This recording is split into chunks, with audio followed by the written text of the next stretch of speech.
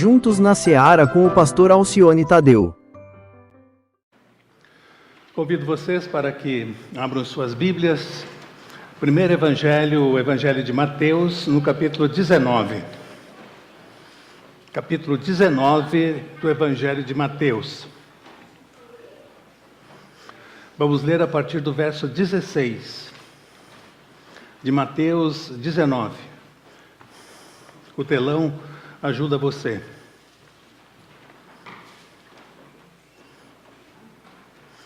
Diz assim então Mateus 19, a partir do verso 16. Eis que alguém aproximou-se de Jesus e lhe perguntou: Mestre, que farei de bom para ter a vida eterna?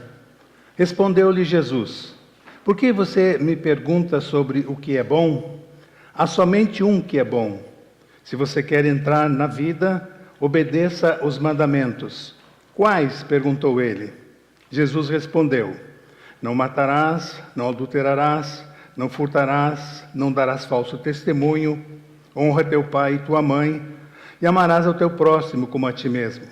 Disse-lhe o jovem: A tudo isso eu tenho obedecido, e o que me falta ainda?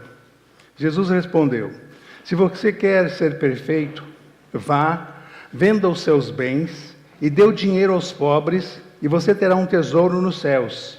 Depois, venha e siga-me. Ouvindo isso, o jovem afastou-se triste, porque tinha muitas riquezas. Então Jesus disse aos discípulos: Digo-lhes a verdade, dificilmente um rico entrará no reino dos céus. E lhes digo ainda, é mais fácil passar um camelo pelo fundo de uma agulha do que um rico entrar no reino de Deus. Ao ouvirem isso, os discípulos ficaram perplexos e perguntaram: Nesse caso, quem pode ser salvo? Jesus olhou para eles e respondeu: Para o homem é impossível, mas para Deus todas as coisas são possíveis. Até aqui. Durante todo o seu ministério, Jesus não andou mais que 160 quilômetros. E aqui no texto, ele está deixando a Galileia e indo para a Judeia. Um percurso de aproximadamente 150 quilômetros. Nesse percurso, diz a Bíblia, diz Mateus, que ele encontra com um jovem. E lendo o capítulo 21 de Mateus, um pouco mais à frente, nós vamos ver que esta é a última visita que Jesus faz para a Galileia. Depois disso, Jerusalém, depois disso, o julgamento injusto, depois disso, vem a morte na cruz, vem a ressurreição. Então, nessa sua última jornada ali, o texto bíblico diz que ele é procurado por um jovem. E eu quero dar 2 detalhes a respeito da vida desse jovem. A primeira, ele era rico, mas tinha uma sede espiritual muito grande. Ele se dirige a Jesus, Jesus dá a ele um tratamento individualizado, e ele faz a maior, a melhor, a mais importante pergunta que alguém tem que fazer ou precisa fazer aqui nessa vida. Ele pergunta para Jesus: Mestre, que farei para ter a vida eterna? Interessante essa pergunta do jovem. Que farei? Em todas as religiões, você precisa fazer alguma coisa para dar a vida eterna. Todas. Precisa andar de joelhos, pagar alguma promessa, fazer algum sacrifício. Por isso a pergunta do jovem: o que devo fazer? No cristianismo, meu irmão, no cristianismo, meu jovem, no cristianismo, meu amigo, já está tudo feito. É só aceitar Jesus. Ele já fez tudo na cruz por nós para nos salvar. Basta a fé nele. Não há nada que nós possamos fazer para alcançarmos a nossa salvação. No cristianismo, repito, está tudo pronto, está tudo feito. Deus já fez a parte dele quando nos viu afastados dele. Jesus veio a esse mundo, Jesus fez a parte dele, e quem sabe esteja faltando apenas a sua parte para encontrar a salvação. Que farei? Quem sabe seja essa a sua pergunta. E a resposta é: tudo já foi feito na cruz para a sua salvação. E então, a única pessoa interessante que se encontrou com Jesus no Novo Testamento e saiu triste é esse jovem aqui. Porque o texto diz que ele retirou-se triste porque era dono de muitas propriedades. O único. Nenhuma outra pessoa, homem ou mulher, criança, que se aproximou de Jesus naqueles seus 3 anos de ministério, se afastou de Jesus triste, sem ter uma palavra boa ao coração, sem ter tomado uma decisão transformadora na sua vida. O único foi este jovem aqui do texto. Saiu triste. Saiu da presença de Jesus do mesmo jeito que ele chegou. Que você não participe do culto, não tenha um encontro com Jesus e não encontre uma palavra de Jesus, não tenha um real encontro com Jesus hoje de manhã, na sua vida. Sabe quando é que o culto acontece? Quando o seu espírito, meu irmão, se encontra com o Espírito Santo de Deus. Aí acontece o culto. Se você não tiver esse encontro, se o Espírito Santo não tocar em você de alguma forma, se o Espírito Santo não falar algo ao seu coração, se você não for edificado, se você não encontrar o caminho da salvação, o culto não aconteceu. É preciso esse encontro maravilhoso. Há pessoas que continuam ouvindo de Jesus e têm mantido uma vida triste. Têm se afastado, têm saído da presença de Jesus com tristeza no coração. Saiu de perto de Jesus triste, nos diz Mateus nesse texto. Então, ele tinha uma sede espiritual muito grande.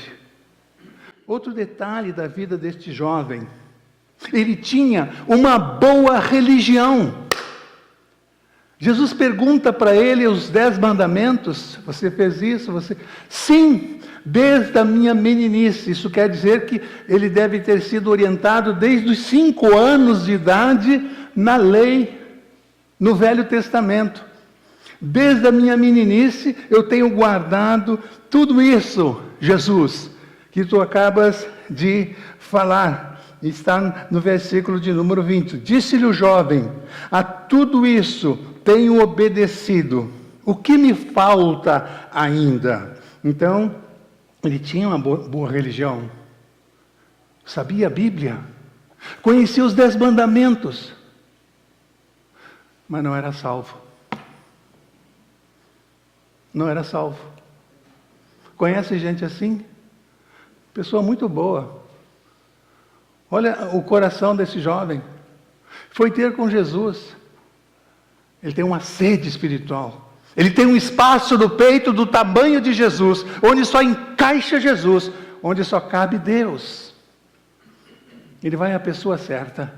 Ele vai na hora certa, quando é jovem ainda, mas toma a decisão errada. Afasta-se triste. Tinha uma boa religião. Qual foi a proposta de Jesus para esse jovem? Jesus diz para ele: troca de Deus. Não há problema nenhum em a pessoa ser rica. Não há problema nenhum em você ter uma boa profissão e fazer muito dinheiro. Não há problema nenhum com isso.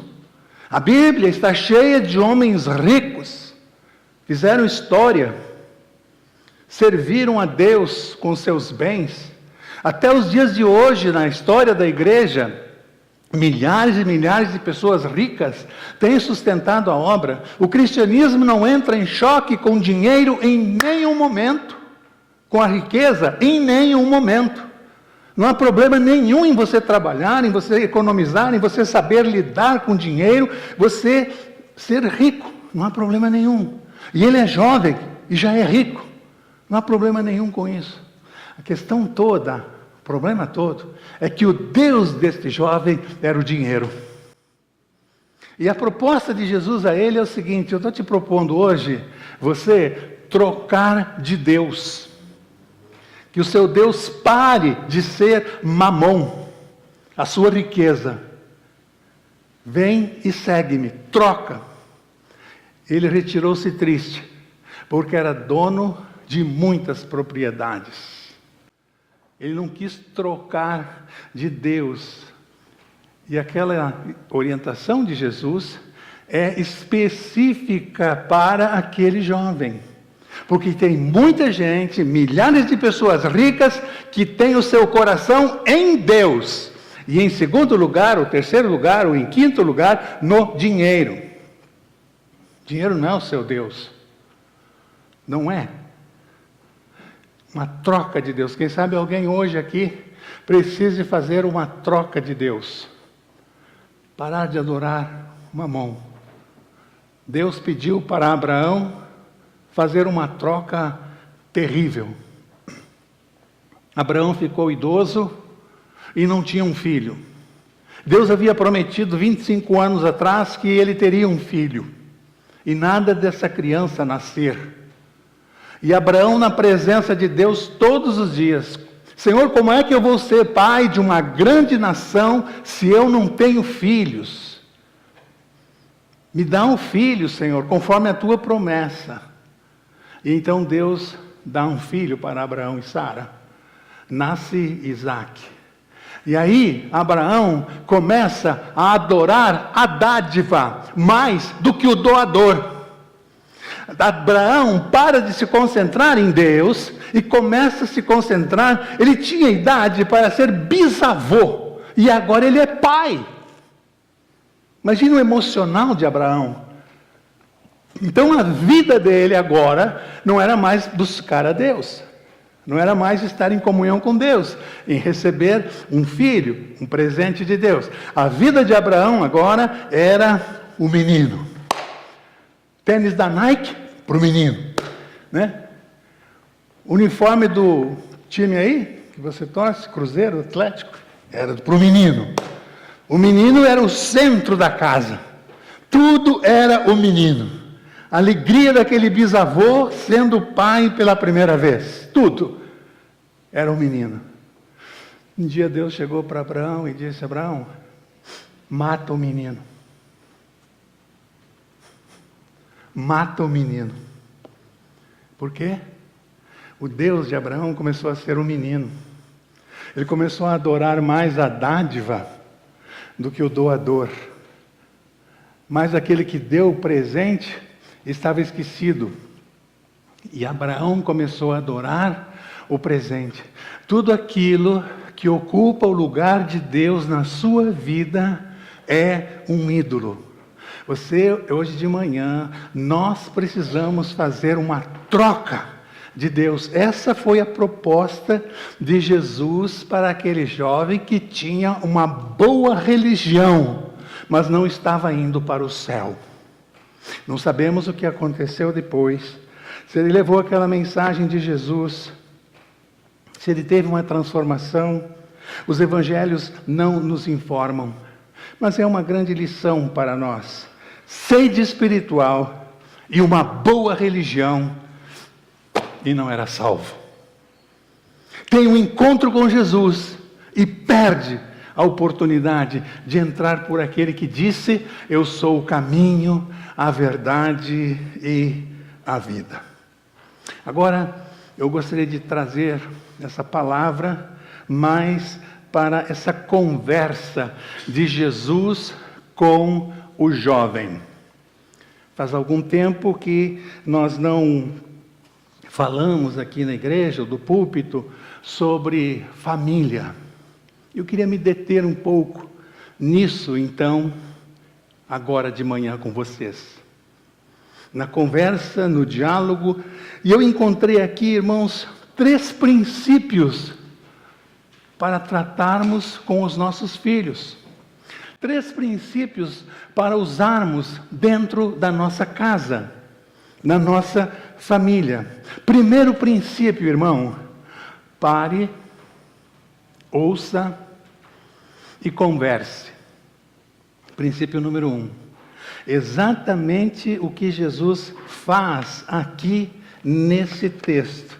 Diz o versículo 17 que Jesus respondeu-lhe, lançou a pergunta, Jesus para, Jesus ouve, Jesus conversa com aquele jovem. Começa a responder a pergunta. Jesus diz aqui, não me chames de bom, porque os fariseus daquela época gostavam de serem chamados de bons. E Jesus não queria confundir a cabeça daquele jovem com a atitude daqueles religiosos daqueles dias. Não me chames bom, só há um que é bom, que é Deus. Jesus dá essa explicação àquele jovem. Ele para, ele ouve, ele conversa. Meu irmão, você que é casado, você que está se preparando para o casamento, isso aqui não é um princípio apenas entre pais e filhos, ou para pais e filhos. Isso aqui é um princípio para a gente usar também no relacionamento conjugal. Família. Pare, ouça, converse. Nós paramos e não ouvimos. Nós paramos e não conversamos. Não temos nada o que dizer. Ilustres desconhecidos debaixo do mesmo teto. Jesus não. Não temos assunto com os nossos filhos. Coisa terrível. Não temos assunto com a nossa esposa. Só falamos, só nos dirigimos a ela quando na mesa dizemos, passa o feijão. Onde está aquela camisa branca? E vem a resposta na mesma direção. Jesus tratou aquele jovem no mesmo nível. Que lindo isso, irmãos. Ele não disse para o jovem, eu estou certo e você está errado. Não. Ele ouve, ele conversa. Meus irmãos, é preciso ir até o nosso filho, sem rancor, sem imaturidade. A coisa mais triste que eu ouvi um filho falar para o seu pai em uma visita. Estavam tendo problemas sérios de relacionamentos, ou de relacionamento, e conversando na sala, o filho e o pai, e o filho diz, eu não pedi para nascer. O pai respondeu, se tivesse pedido, eu não teria atendido. Vê o nível desse relacionamento pai e filho? Meus irmãos, nós não sabemos nada o que está acontecendo dentro dos lares nesses dias. Nós é que precisamos tomar a iniciativa, nós que precisamos pastorear a família dentro dos nossos lares. É preciso ir. Vem, filho, eu vou ajudar você. E agora, meus irmãos, esta grande lição daqui, dessa atitude de Jesus, e que serve para esposo, que serve para esposa, que serve para os filhos. Meu irmão, se você não está parando para o seu filho, para a sua filha, para ouvi-la, se vocês não estão ouvindo o seu filho, a sua filha, se você não está conversando com o seu filho, com a sua filha, se você não está parando, ouvindo, conversando, eu tenho uma triste notícia para dar a você. Alguém está fazendo isso. Alguém está fazendo isso. Alguma mulher, irmã, está conversando com o seu marido. Algum homem, irmão, está conversando com a sua esposa. Algum professor, algum conselheiro de high school está conversando com o seu filho. Está ouvindo o seu filho. Está orientando o seu filho. E quando você se der conta, vai ser tarde demais. Uma das razões que me levou essa semana a orar e pensar em o que pregar para a igreja, e eu começo isso já no domingo anterior, e Deus vai trabalhando no meu coração, foi a história de um amigo dos meus netos. O pai, americano, jogando beisebol com o filho, 10 anos mais ou menos, amigo do meu neto Joseph. E o menino não conseguia acertar aquela tacada do beisebol. Tem americano com 70 anos que não sabe jogar o beisebol. Aquilo é complicado demais para entender, não é mais usar aquele taco. E o menino não conseguia acertar. O pai se aproximou do menino e, em vez de dar um abraço e dizer: filho, você vai acertar, filho, você vai conseguir, é assim, ó filho, que pega no bastão. Ao invés de fazer isso, o pai acertou um tapa no rosto do filho, que o filho caiu. Para completar, ele levou o filho para dentro de casa, cerca de 5 a 6 metros, chutando o filho. Essa semana, irmãos, que perto de nós, junto a nós, nós não temos ideia do que está acontecendo dentro das famílias. Imagina esse menino, que lembranças ele vai ter do pai? Que tipo de sentimento que ele vai nutrir para com o pai? Alguém está parando, alguém está ouvindo, alguém está conversando com seu filho, com seu esposo, com a sua esposa. Porque nós não somos ilhas, nós precisamos nos relacionarmos. É uma necessidade humana. E o melhor lugar para que isso aconteça é dentro do nosso lar. Por isso constituímos famílias. Constituímos famílias. Depois que Absalão matou Amnon, os dois eram filhos de Davi, o grande rei Davi, construiu um império, um reino, o reino mais poderoso de Israel. Davi construiu um império e perdeu a família. Onde você está investindo suas energias, seu dinheiro? Davi investiu tudo no lugar errado. E então o seu filho Absalão mata o seu filho Amnon. Olha, suicídio dentro da família. Homicídio dentro da família. Mesmo caso lá do Jardim do Éden. Caim matou Abel dentro da família. Homicídio. E então Absalão vai para a casa do avô. Não queremos mais você aqui no palácio. Joabe, que era o comandante general de Davi, manda esse menino para longe.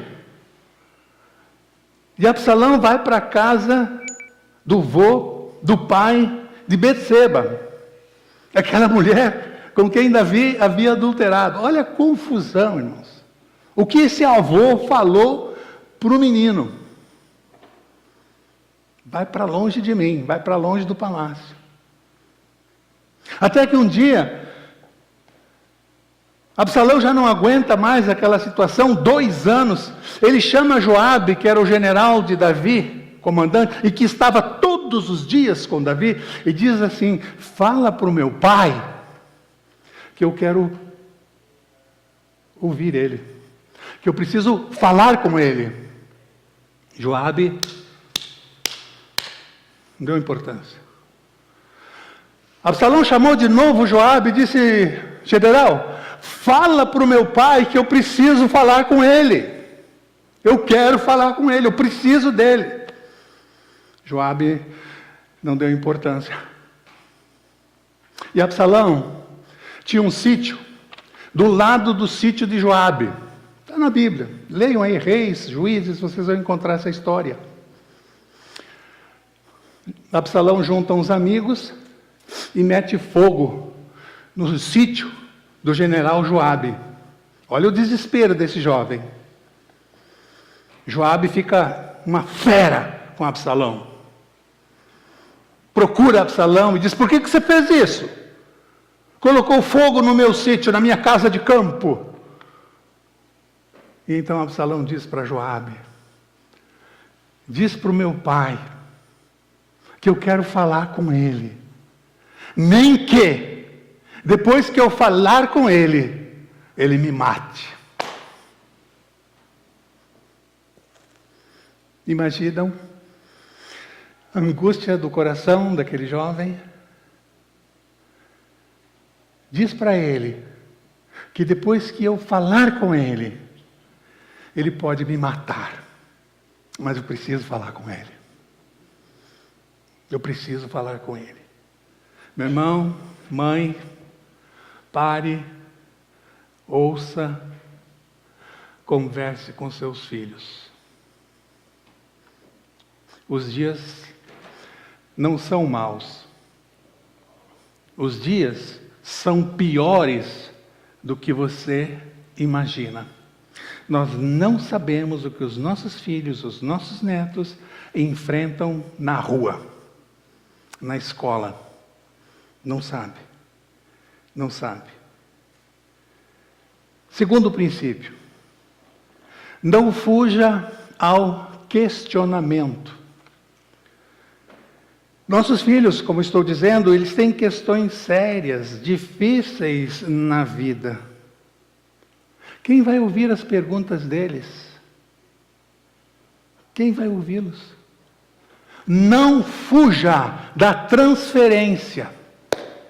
Um bom ensino nós transferimos para a escola. A vida espiritual dos nossos filhos nós transferimos, ou da nossa esposa, transferimos para a igreja. Vivemos tempos de transferência. O nosso bebê, que tanto aguardávamos, nós transferimos os cuidados dele, a criação dele, a mamadeira dele para uma babá competente, com um bom currículo. Nos preocupamos com a vida profissional dele e queremos que ele siga uma boa faculdade.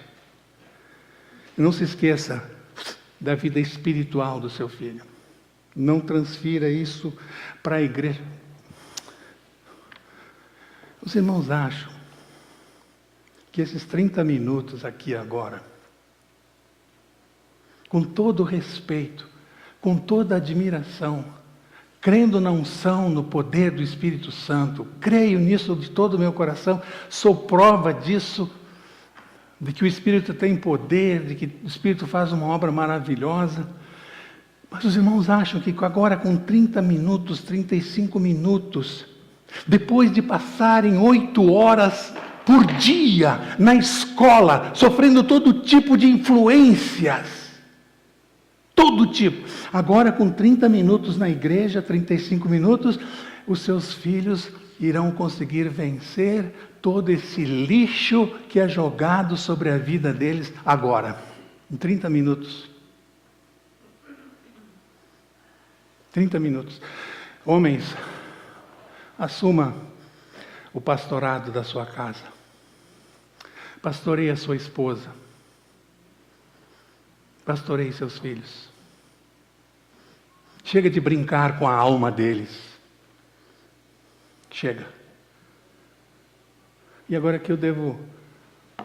Acho que eu já fiz essa confissão e não tenho vergonha de fazer de novo. E vou fazer até o final do meu ministério. Os irmãos conhecem meus filhos, Cíntia e Jeremias. Conhecem minha nora Roberta, meu genro Jorge. Irmãos, Cicindia e Neemias hoje são crentes fiéis, integrados na igreja, e estão preocupados com a salvação dos nossos netos, e têm levado eles para a igreja, e têm ministrado a eles.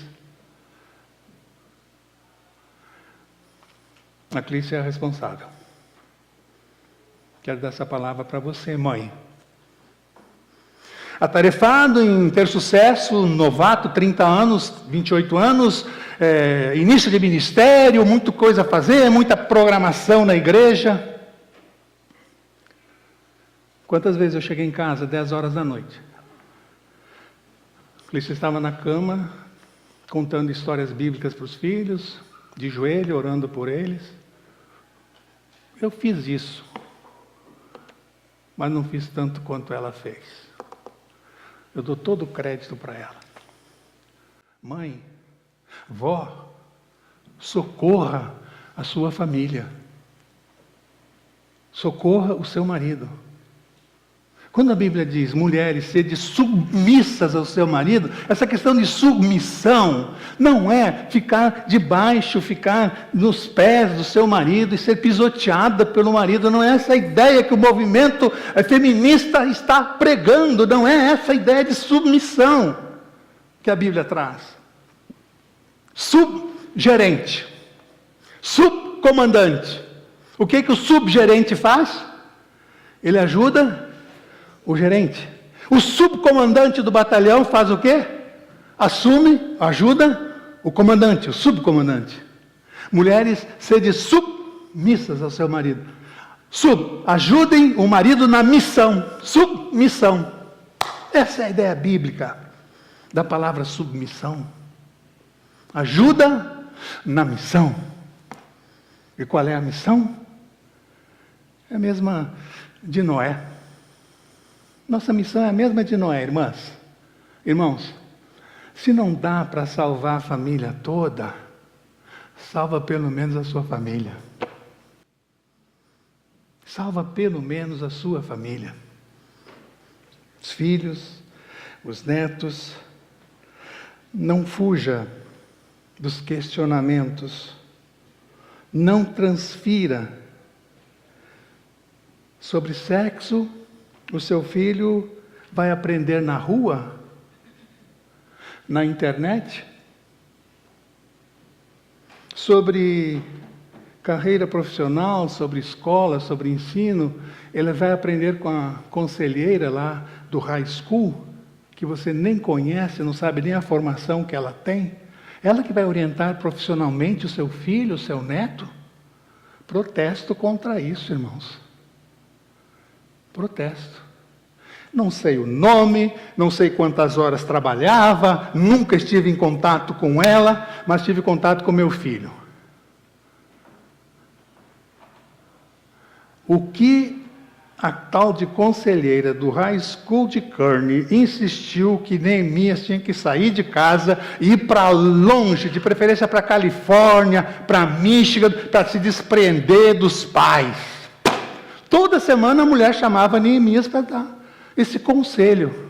Não, porque agora você está inserido na cultura americana e os pais que não conseguem encaminhar os filhos na profissão para longe de casa aos 18 anos, fracassaram na educação do filho. E aí, ia eu para o Burger King. Acho que o Burger Comer aquele número 1 do Burger King, né? Terrível. Era o preferido do Neemias e aquele negócio fica aqui, né? O dia inteiro, né? Não sei se é com vocês assim também. O negócio é pesado. Né? Caramba. Comer o número 1 do Burger King e gastar, pastorear o meu filho. Se você está com dificuldade dos questionamentos que o seu filho está trazendo, peça ajuda para uma pessoa da sua confiança, que você conhece, para te ajudar. Pessoa que você confia, para te ajudar. Viu, mãe? Melhor coisa que você pode fazer. Mas não fuja aos questionamentos.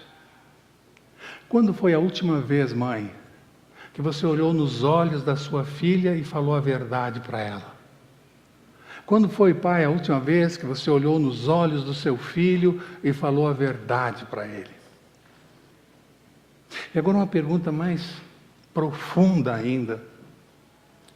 Eu gostaria que você meditasse nessa pergunta e quem sabe você pudesse recuperar isso com seus netos, com um sobrinho.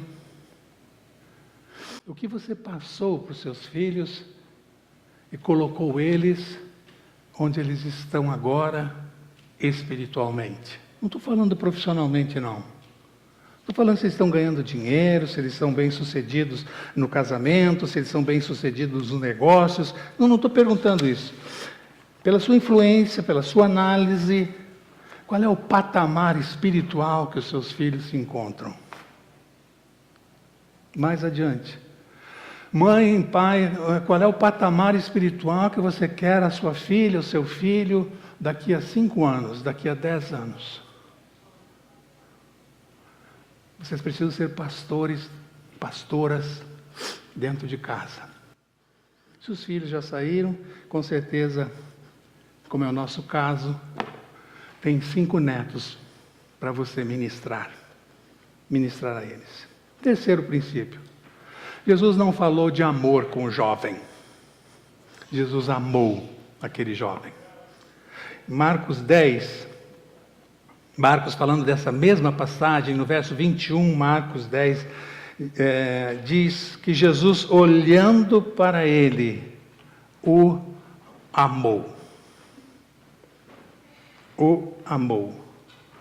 Jesus poderia ter amado a riqueza daquele jovem, que teve um empreendedor, vamos assim dizer, alguém que tinha uma grande obra para ser realizada aqui nesse mundo, era Jesus. E se tinha uma coisa que ele precisava era de dinheiro. Tirou 12 homens de casa com famílias e agora ele tinha que sustentar esses 12 homens. Então, se houve um homem que precisava de recursos, esse homem era Jesus. E olha a oportunidade. Amar a riqueza do jovem. Não, rapaz, olha, vem comigo, eu vou te explicando isso ao longo da caminhada. E vê aí se dá para dar uma oferta. Judas, conversa com ele aí, vê se ele pode fazer uma oferta para a gente. Jesus amou o jovem. Jesus, olhando para ele, o amou.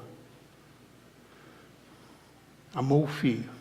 Às vezes nós amamos o diploma que o nosso filho alcança, a faculdade que o nosso filho faz, a profissão que ele tem, a casa que ele comprou.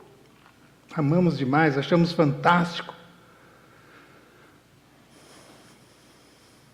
Amou o jovem, pessoa, gente. E nós, a minha geração, não sei as outras aqui, nós temos que tomar um cuidado, aí entramos na área da psicologia, uma questão muito séria. Nós queremos dar para os nossos filhos, materialmente falando, tudo aquilo que nós não tivemos. Isso é um drama que a gente vive. Tudo aquilo que a gente não teve, a gente faz sacrifícios para o nosso filho ter. Aquela roupa de marca, aquele carro dos sonhos dele, a gente ajuda, paga a entrada, financia, fica de avalista. Tudo que a gente sonhou ter, não teve, a gente agora projeta nos filhos, que eles tenham. E aí, como Abraão, começamos a amar mais a dádiva do que o doador. Amou o jovem. Ou amamos de uma forma condicional. Se você fizer tal faculdade, você pode vir morar aqui em casa, nós te amamos, nós vamos te ajudar. Botamos uma condição. Se você fizer tal curso, se você sempre disser isso, disser que me ama, disser que não vai causar nenhum mal para sua irmã, para o seu pai, nós te amamos. Condicional. Se você tem feito isso, risque isso da sua vida. Ame incondicionalmente. Jesus não falou em nada de amor com esse jovem. Jesus o amou. Que lição tremenda para nós. E ainda, por último, Jesus foi franco com ele. Nós temos um medo terrível de falarmos a verdade para nossa esposa. Nós temos um medo terrível de falar a verdade para os nossos filhos, para o nosso esposo. O que ele vai fazer? O que ele pode fazer? Jesus foi franco. Vende tudo que tem, dá aos pobres e segue-me. Foi direto. Foi franco. Uma orientação direta para ele. Então, Jesus tocou na ferida daquele jovem, que era o dinheiro. Buscando dinheiro, ainda jovem, rico, e ainda não tinha resolvido o seu problema espiritual. Irmão, nunca minta para o seu filho. Nunca minta para os seus filhos. Nunca minta dentro de casa. Deixa eu falar uma frase e gostaria que você guardasse. A mais linda mentira é pior do que a mais feia verdade. Eu vou repetir. A mais linda mentira é pior do que a mais feia verdade que você tenha que compartilhar dentro da sua casa. E se você não tem espaço dentro da sua casa para compartilhar a mais feia das verdades, tem problema aí. Tem problema. Por que o jovem, o filho pródigo, voltou para casa? Voltou. Por quê? Ele sabia que na casa do pai ele podia ser ele. Pai, pequei, me recebe de volta. O pai não deixa ele terminar o discurso. Fica de dever de casa você ler Lucas 15. Ele armou um discurso para falar ao pai. Quando voltar, voltarei e direi: Pai, pequei contra ti, contra os céus. Quando ele começa esse discurso na porta de casa, o texto bíblico diz que o pai pula nele, o abraça e o beija. Esse é o nosso Deus, esse é o nosso modelo, esse é o nosso exemplo maior. E nós temos o Espírito Santo de Deus, que é Deus em nós, para nos ajudar a cumprir essa missão. Pais que usam o medo, ameaças, para controlar os filhos. Aqui dá outra palavra. Pais que usam a permissividade. O que é isso? Para controlar os filhos. Tudo é permitido. Já que eu não dou tempo para o meu filho, já que eu não tenho tempo para ele, eu trabalho 14 horas por semana, por dia, então eu vou permitir tudo. Quer chegar 1 da manhã? Pode chegar. Quer comprar mais um carro? Pode comprar. Quer comprar mais roupas? Pode comprar. Então, permite-se tudo para comprar o amor dos filhos, da filha. Então, tudo é permitido. Não colocamos limites. Triste isso, irmãos. E criança, filho, neto que não tem limites dentro de casa, não aprende limites em casa, ele não tem limites na escola.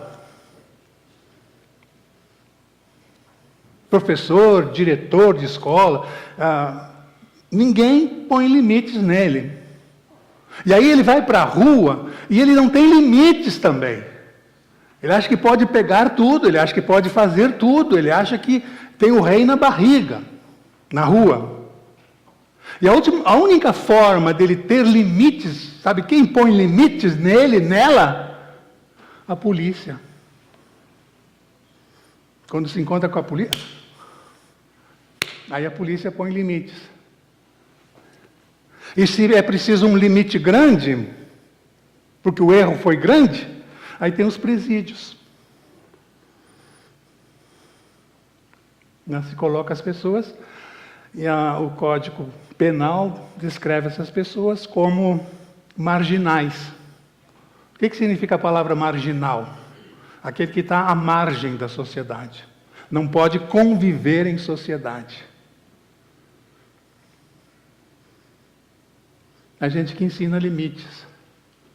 Seja franco em amor, converse, ouça. Não fale de amor com seu filho, com a sua filha. Ame do jeito que ela é. Seja franco com seu filho, dentro da sua casa, com sua esposa, com seu esposo. Princípios lindos da palavra de Deus. Mas, pastor, isso é muito difícil. Como é que eu vou fazer isso? É complicado. Meu irmão, não se esqueça, nós temos Deus em nós. Nós temos o Espírito Santo dentro de nós. Ele domina a nossa mente, Ele nos dá a direção, Ele controla o nosso coração. Nós temos Deus para nos ajudar a fazer o que Deus quer que a gente faça dentro de casa. Muito mais além daquilo que nós pedimos ou pensamos. A gente não põe Deus à prova. Senhor, eu quero ver muito mais além daquilo que eu pedi, daquilo que eu estou pensando. Eu estava lendo essa semana, por causa do dia 31 de outubro, que é o dia da Reforma, eu fui dar uma lida de novo na biografia de Lutero. E eu queria saber como é que Lutero morreu. Eu não sabia. Aí eu fui pesquisar.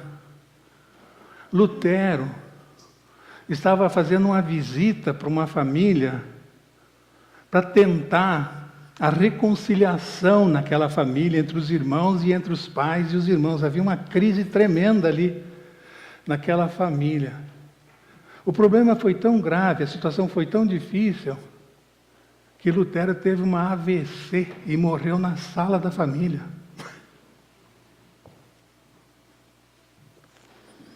Vendo o problema, sem achar uma solução para o problema, ele sentiu-se tão incapacitado.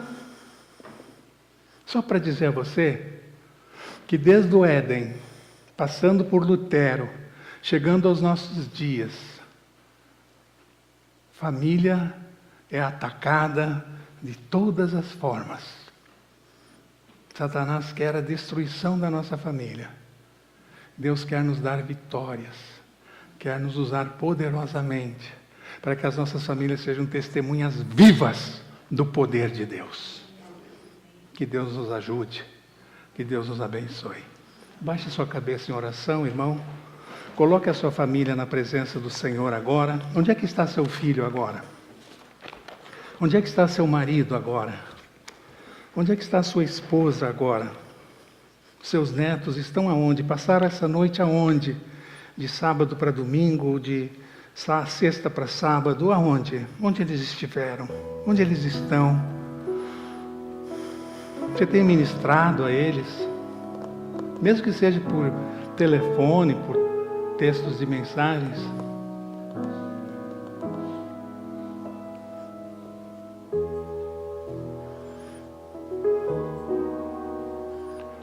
O que tem impedido você de trocar corações com seu filho? Colocar o seu coração nele, pegar o coração dele e colocar em você. O que tem impedido? Quem sabe vocês têm conversado, mas não têm ouvido o seu filho, a sua esposa. Para complicar mais ainda agora, a gente tem a internet ainda entre nós, né? Para dividir a família. E dividir de várias maneiras, né? Complicar mais ainda tem essa situação.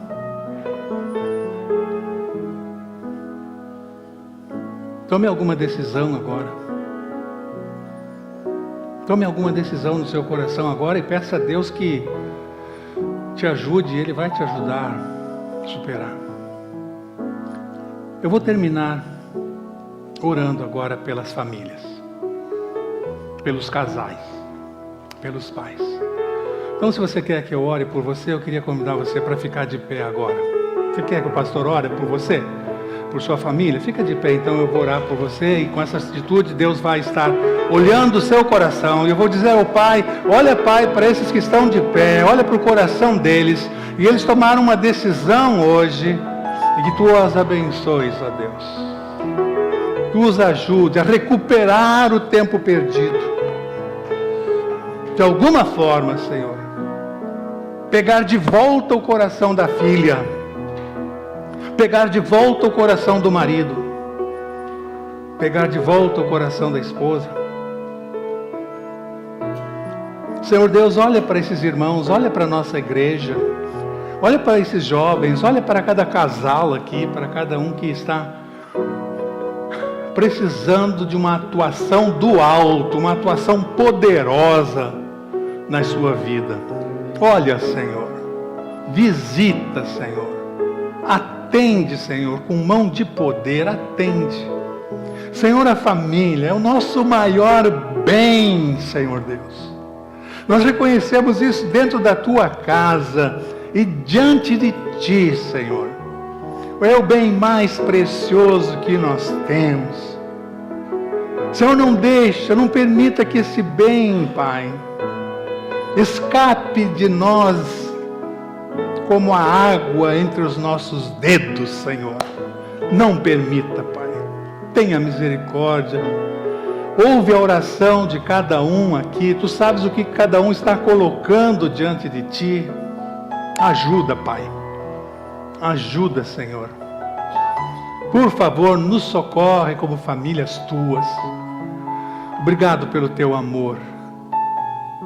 Obrigado, ó Deus, por aquilo que Tu vais fazer nas famílias da nossa igreja. E que o amor de Deus, nosso Pai, a graça de nosso Senhor e Salvador Jesus Cristo, a maravilhosa comunhão do Espírito Santo de Deus, seja com cada um de nós aqui, com nossas famílias, ó Deus, hoje e para todo sempre. Amém, Senhor. Amém. Semana abençoada, uma semana de vitórias para você, que Deus esteja com você.